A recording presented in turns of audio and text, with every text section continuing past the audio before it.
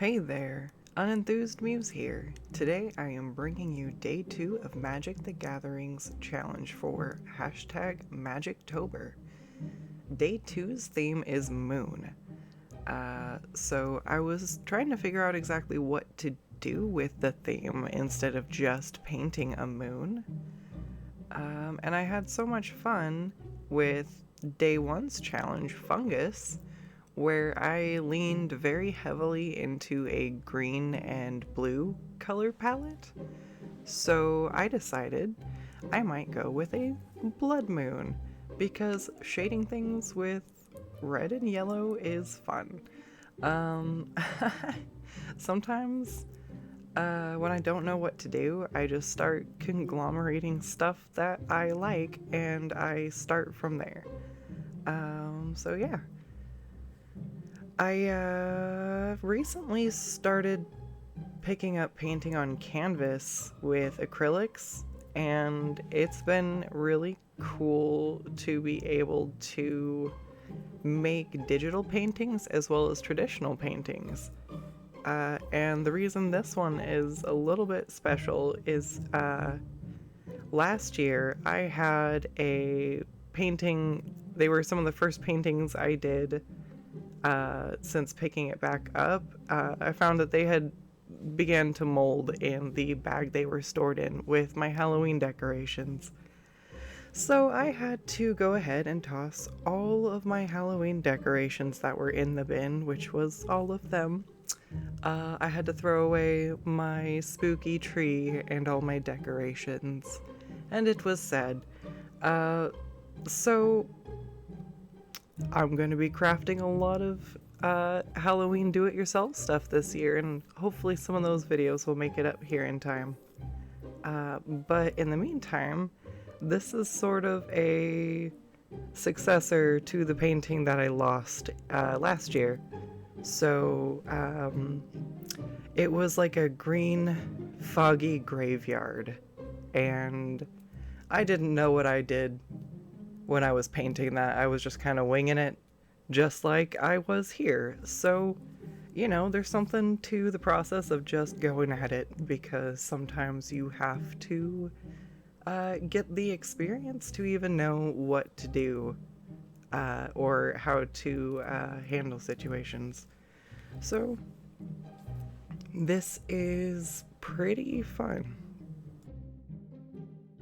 I didn't really know exactly what I was doing when I made my graveyard painting before, and I thought, what a better way to commemorate the adventure of painting that painting than to not know what I was doing and paint this.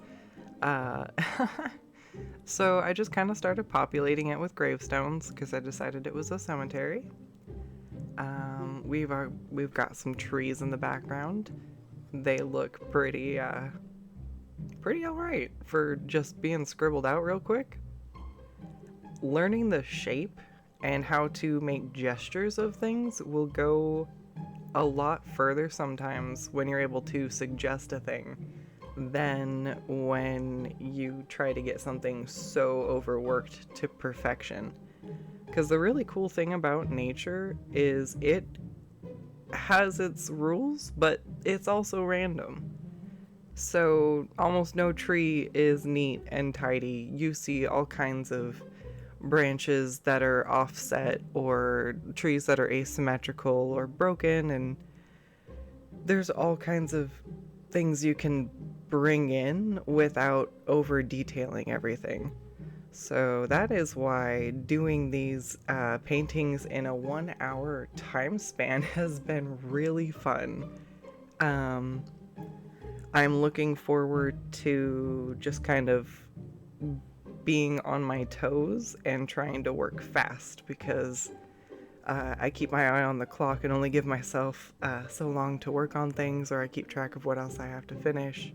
So I feel so far I've done pretty good balancing out how much time I have to work on stuff. And at the end, I kind of rush on stuff, but I leave the unimportant things for last. So it's not too bad. It's working out. I like it. And here we go. We're getting some fog and blurring it out with this really neat brush. This is not a sponsored video by any means, but I will say Clip Studio Paint is an amazing program for the price, especially if you get it when it goes on sale. I found so many wonderful, useful assets that are helping me find new textures and get a new feel to some of my painting work. And I would highly suggest either checking out the trial or getting one of the cheaper program options when it goes on sale. I think the cheapest one is like $15. So if you're curious about digital painting or drawing on your computer, that's a wonderful program that I would suggest that is very affordable. And I think they just came out on iPhone, iOS, and on Android. So you can even draw on one of those if you don't have a fancy pants tablet or anything else to really work with. So it's pretty exciting. I feel like the next step is creating my own textures and my own brushes, so we'll get there. I had to learn a new editing program, so that was fun. But I am getting these videos out, so perseverance will get you a long ways. There's a few times I wanted to give up on this image, but as we're rounding the corner to the end here, I can see where I am, quite happy with it.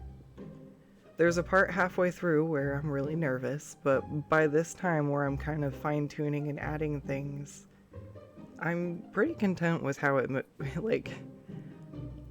only giving yourself an hour is a good way to practice not over-detailing things, which is something I tend to do. I'll spend too long on one thing. So, this is me flexing a new skill.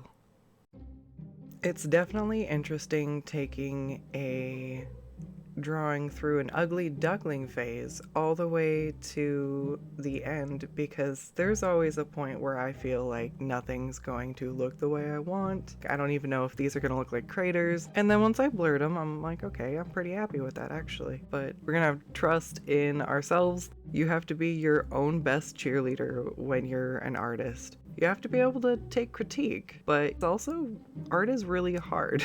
If you don't cheer yourself on, it's easy to get very overwhelmed and feel like you're not getting anywhere. All right, and here we go. This is the final outcome, and I am pretty happy. I love the texture, I love the feel, and I love the color of that blood orange moon. If you're enjoying the content, make sure you click the thumbs up. To see more time lapses and art related goodies, don't forget to subscribe and hit the bell to be notified when I post a new video. If you stuck it out this far, thanks for watching. Have a good one. Take care, and if you want to see more from me, check me out on Twitter at unenthused muse and Twitch and Instagram under the same. See you next time.